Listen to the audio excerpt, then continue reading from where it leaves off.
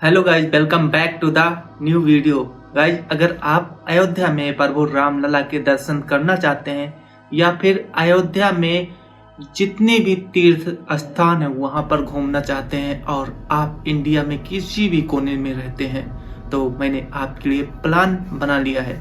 चलिए मैं आपको एक एक करके सारी चीजें बताऊंगा, कैसे आप अयोध्या आ सकते हैं, बसों के द्वारा, फ्लाइट के द्वारा, ट्रेन के द्वारा या फिर अपने पर्सनल गाड़ी से। सब कुछ मैं बताऊंगा, कहाँ पर रुकना है, क्या खर्चा है, सब कुछ। तो चलिए स्टार्ट करते हैं। मैं जितना भी चीजें बताऊंगा वो आप स्क्रीन पर भी देख सकते हैं। सबसे पहले मैं शुक्रिया अदा करना चाहता हूँ दैनिक भास्कर टीम का, जिन्होंने इतना अच्छा गाइड मुझे प्रदान किया, जिसके माध्यम से मैं आपको सारी चीजें बता पा रहा हूँ। तो सबसे पहले हम लोग ये डिस्कस करेंगे अयोध्या कैसे पहुंचेंगे। अयोध्या पहुंचने के लिए सबसे पहले क्या क्या प्लान है वो सब मैं आपको बताता हूँ। अयोध्या पहुंचने के लिए सबसे पहले ट्रेन से ही हम लोग देख लेते हैं, ट्रेन से कैसे पहुंचेंगे, उसके बाद एयरलाइन से कैसे पहुंचेंगे, उसके बाद जो प्राइवेट व्हीकल्स है या बस है उससे कैसे पहुंचेंगे। तो सबसे पहले हम बात करते हैं, यहाँ पर आप स्क्रीन पर देख सकते हैं जो रेल कनेक्टिविटी है अयोध्या के लिए, वो यहाँ पर आप स्क्रीन पर देख सकते हैं। मुख्य शहरों से, जो बड़े शहर है वहां से जो ट्रेन आएगी अयोध्या, उनका जो टाइम है यहाँ पर आप देख सकते हैं स्क्रीन पर। यहाँ पर शहर का नाम लिखा गया है, ट्रेन का नाम लिखा गया है, कितने बजे प्रस्थान करेगी और अयोध्या कितने बजे पहुंचेगी और कब कब चलती है ट्रेन, आप यहाँ पर देख सकते हैं सब कुछ। इतनी ट्रेनें हैं जो यहाँ पर चलेंगी। आप इसका चाहे तो स्क्रीनशॉट भी ले सकते हैं। आप जिस भी प्रदेश से हों वो आप यहाँ पर देखकर ट्रेनों का यूज कर सकते हैं। अब कुछ चीजें आपको बता देता हूँ, जैसे जो ट्रेनें चलेंगी, कुछ स्पेशल ट्रेन चलने वाली है अयोध्या के लिए। तो रेलवे ने करीब 1000 ट्रेन चलाने की बात की है, लेकिन वो 19 जनवरी से अभी फिलहाल के लिए बंद है। मैं इस वीडियो को 25 जनवरी के लिए से रिकॉर्ड कर रहा हूँ, 25 जनवरी को, लेकिन 19 जनवरी से इन्होंने बात की थी ट्रेन रेलवे ने कि 19 जनवरी से 1000 ट्रेन 100 दिन के अंदर चलाएंगे। वो हर शहर से चलेगी। उसके लिए आप अपने नजदीकी स्टेशन पर जाकर पूछताछ कर सकते हैं। अब चलिए हम लोग एरोप्लेन की बात कर लेते हैं। अगर फ्लाइट से अगर आप आना चाहते हैं अयोध्या तो आप कैसे पहुंचेंगे। तो फ्लाइट का जो कनेक्टिविटी है अयोध्या के लिए वो आप यहाँ पर देख सकते हैं, कौन से शहर से कौन सा एयरलाइन कौन से समय पर अयोध्या कब पहुंचेंगी, वो आपको इस लिस्ट में दिखाई पड़ जाएगा, जो कि बहुत बढ़िया तरीके से दैनिक भास्कर की टीम ने इसको बनाया है।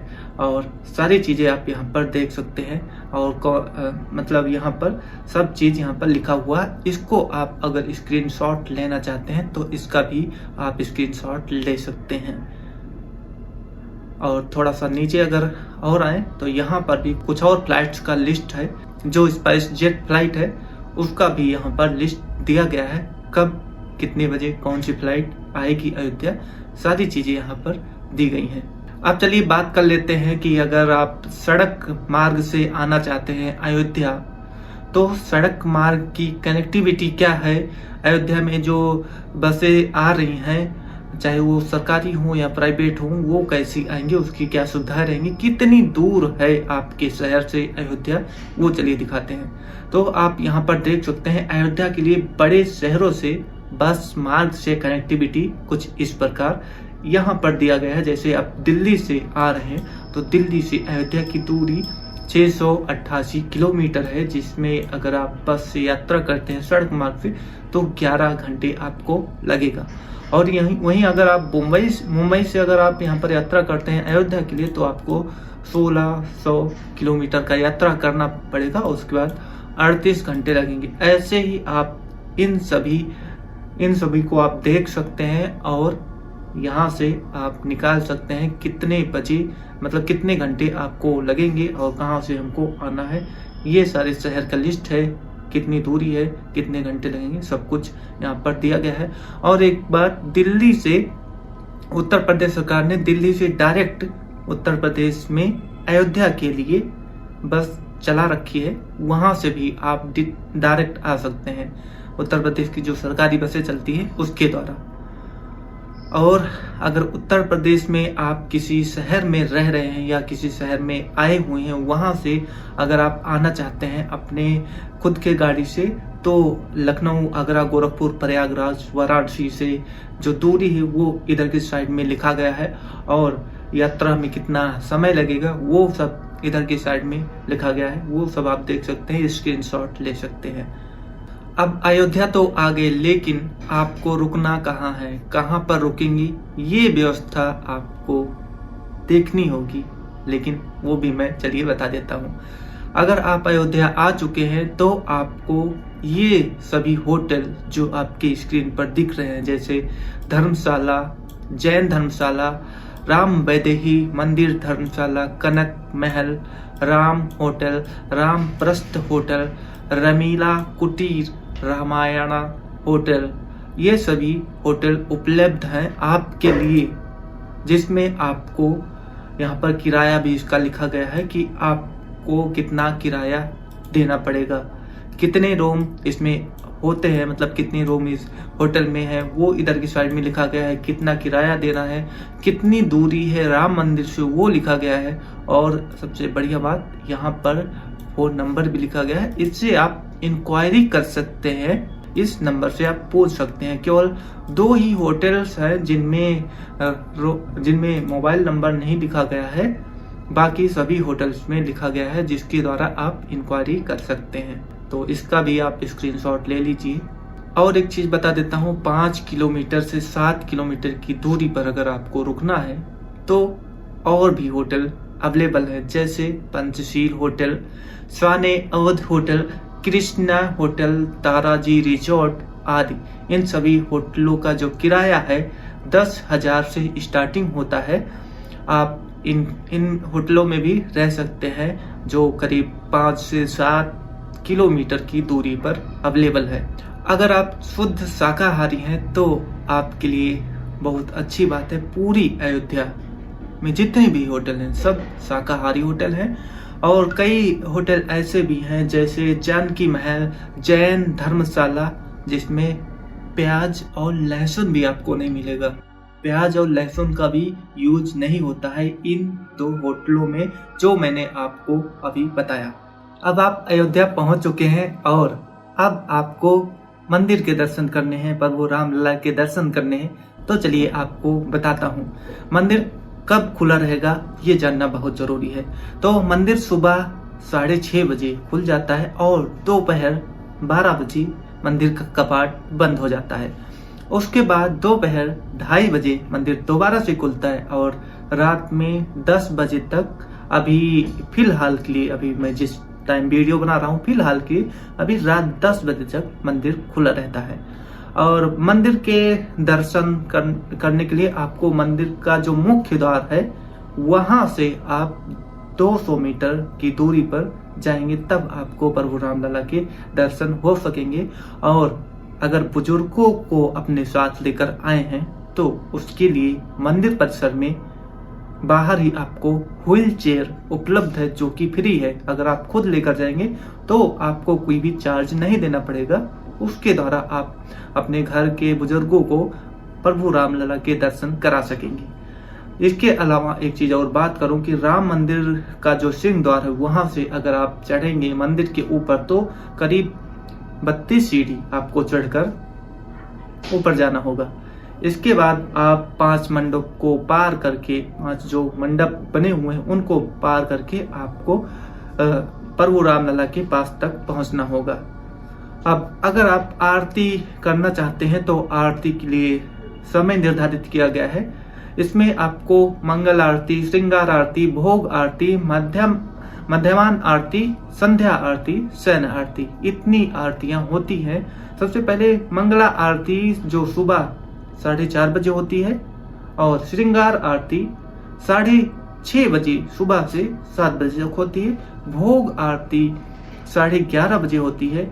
मध्याह्न आरती 2:30 बजे होती है और संध्या आरती 6:30 बजे शाम को होती है। शयन आरती रात 8:30 बजे होती है और 9 बजे तक होती है। उसके बाद रामलला के दर्शन का टाइम खत्म हो जाता है, उसके बाद मंदिर बंद हो जाता है। आरती में हर कोई नहीं जा सकता है, तो उसके लिए पास बनवाना पड़ता है। आप ट्रस्ट के माध्यम से पास बनवा सकते हैं। आपको बाहर ही ट्रस्ट का ऑफिस मिलेगा, वहां पर आप अपना आईडी कार्ड ले जाकर पास बनवा सकते हैं। ये अभी ऑफलाइन माध्यम से ही उपलब्ध है। कुछ समय बाद अगर ऑनलाइन भी उपलब्ध हो जाएगा तो उसका यहाँ पर आप देख सकते हैं, उसका जो लिंक है वो यहाँ पर दिया गया है। इस लिंक के द्वारा आप ऑनलाइन भी आरती पास बनवा सकते हैं, लेकिन फिलहाल के लिए अभी ऑफलाइन है। यहाँ पर दिया गया है कि 27 जनवरी से समान व्यवस्था हो जाएगी, या हो सकता है ये 27 जनवरी से ऑनलाइन व्यवस्था चालू हो जाए। अब लोगों के मन में सवाल है कि राम मंदिर में प्रसाद हमको ले जाना है या फिर मंदिर में प्रसाद खुद ही मतलब मिलेगा।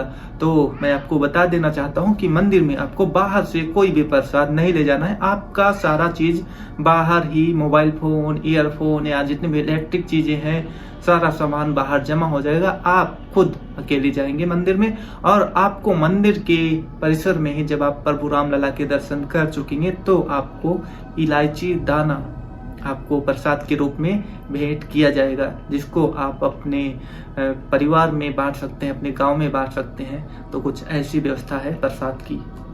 अब एक चीज बता देता हूँ, आपने प्रभु रामलला के दर्शन कर लिए, उसके बाद आप अयोध्या में और भी तीर्थ स्थान है, वहां पर भी दर्शन कर सकते हैं। सबसे पहले मैं बात करूंगा हनुमानगढ़ी। हनुमानगढ़ी पर आप जाकर दर्शन कर सकते हैं, क्योंकि जब रामलला का मंदिर नहीं बना था तो उससे पहले सबसे बड़ी जो मंदिर थी, सबसे ज्यादा भीड़ जहां पर होता था भक्तों का, वो था हनुमान जी का मंदिर, जो हनुमानगढ़ी है अयोध्या में, मुख्य हनुमानगढ़ी। वहां पर आप जाकर दर्शन कर सकते हैं। इसके अलावा दूसरी सबसे बढ़िया मंदिर है, आप छोटी देवकाली मंदिर जा सकते हैं। वहां की जो दूरी है करीब 1 किलोमीटर है। इसके बाद आप कनक भवन जा सकते हैं, राम जन्मभूमि से उसकी जो दूरी है करीब 1 किलोमीटर है।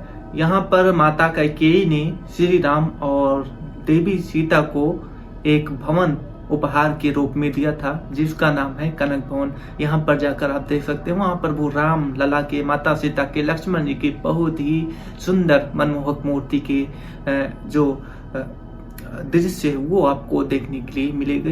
ये मंदिर सुबह 9 बजे खुलता है और करीब 11:30 बजे बंद हो जाता है। शाम को 4:30 बजे खुलता है और रात में 9:30 बजे बंद होता है। इसका जो टाइमिंग है उसका भी आपको ख्याल रखना होगा। अब आपको इसके बाद आप सीधा रसोई भी जा सकते हैं, जो राम मंदिर से दूरी करीब 1 किलोमीटर है। राम जन्मभूमि के उत्तरी पश्चिमी किनारे पर स्थित है ये सीता रसोई। एक प्राचीन रसोई है, इसका उपयोग सीता जी किया करती थी। ये सुबह से लेकर रात तक खुला रहता है, यहाँ पर भी आप जा सकते हैं। आप इसके बाद सरयू के तट पर भी जा सकते हैं। अगर आपको स्नान करना हो तो आप पहले भी सरयू के तट पर जा सकते हैं, जो राम मंदिर से दूरी करीब 2 किलोमीटर है। अयोध्या में सबसे जो प्राचीन घाट है वहां पर आप जा सकते हैं, जो जैसे कि नया घाट, या फिर आप राम की पैड़ी पर जा सकते हैं। शाम को भी राम की पैड़ी पर जा सकते हैं, वहां पर आरती होती है शाम को सरयू जी की नया घाट पर, वहां पर आप जा सकते हैं। और शाम को राम की पैड़ी पर कुछ लेजर शो किए जाते हैं, जो 6 बजे से 7 बजे के बीच अभी होते हैं। और जैसे जैसे गर्मी बढ़ती जाएगी वैसे टाइम बढ़ता जाएगा, क्योंकि रात में होता है। अगर दिन रहेगा तो नहीं हो पाएगा, क्योंकि लाइटों का ज्यादा वहां पर दिखाया जाता है, लाइटें कैसे जलती हैं सब कुछ। इसके अलावा आपको राम की पैड़ी पर ही आपको नागेश्वर नाथ महादेव का मंदिर मिलेगा, जो राम जन्मभूमि से दूरी जिसकी है 2 किलोमीटर है। वहां पर आप जाकर दर्शन कर सकते हैं दिन में कभी भी। अगर आप भगवान शंकर को जल चढ़ाना चाहते हैं तो भी आप चढ़ा सकते हैं। सबसे बड़ी जो मंदिर है, सबसे ज्यादा जहां पर दर्शन होते हैं, नागेश्वर नाथ मंदिर, वहां पर आप जा सकते हैं। इसके बाद आप मणि रामदास छावनी जा सकते हैं। यहाँ पर जो राम मंदिर से की जो दूरी है वो करीब 1 किलोमीटर है। इस मंदिर के सामने 2 बड़ी बड़ी हवेलियां हैं और एक बात और, 2 मंजिल की दीवार है, उस पर संपूर्ण वाल्मीकि रामायण लिखा हुआ है, वो जाकर आप पढ़ सकते हैं। ऐसे ही और भी बहुत से जगह है जहां पर आप जा सकते हैं, वो आप यहां पर स्क्रीन पर देख सकते हैं। इसका आप स्क्रीनशॉट भी आप ले सकते हैं, कहां कहां पर और कहां पर हम जा सकते हैं। इसकी जो खूबियां हैं वो भी आपको इस समय स्क्रीन पर दिखाई पड़ रहा होगा। थोड़ा सा हम स्क्रॉल करते जा रहे हैं, वैसे आप देखते जाइए और जहां जहां भी आपको जाना हो सारी जगहों पर आप जा सकते हैं और सभी जगहों पर दर्शन कर सकते हैं। तो कुछ इस तरह से पूरी अयोध्या को आप देख सकते हैं और दर्शन कर सकते हैं। तो मैं इस चैनल पर और भी ब्लॉग्स, वैसे मैं इस चैनल पर ब्लॉग्स अपलोड करता हूं, लेकिन आज मैं इस चैनल पर आपको अयोध्या कैसे आना है इसके बारे में जानकारी दे रहा था। तो आप लोग अयोध्या आना चाहते हैं तो इस वीडियो को सेव कर लें, या फिर बाद में कभी देखना हो तो भी देख सकते हैं, क्योंकि अयोध्या आने का जब पूरा प्लान था वो हमने आपको बता दिया इस वीडियो के माध्यम से। और आप अगर ब्लॉग्स देखना चाहते हैं अयोध्या का तो भी आप जाकर देख सकते हैं। तो चलिए हम लोग अब इसी जगह पर अब हम लोग इस वीडियो को एंड करते हैं और मिलते हैं नेक्स्ट वीडियो में। तब तक के लिए आप सभी को राम राम। और हाँ, अगर आपने अभी तक इस चैनल को सब्सक्राइब नहीं किया है तो जरूर कर लेना। जय श्री राम।